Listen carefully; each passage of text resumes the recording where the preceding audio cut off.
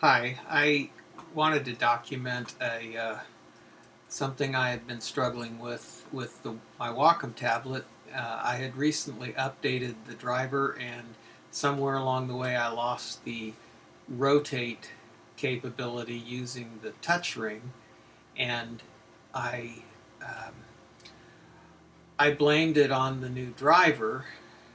Well, it turns out, and this is to demonstrate how using the ring on the Wacom tablet, you can easily rotate um, your canvas and then hit escape to bring it back to normal. But in preferences, Command K, I realized this morning that under the tools, there's an option to enable gestures, and somehow that had gotten turned off. So turning it on, and I'm back to normal. That helps a lot. Hope it helps someone else.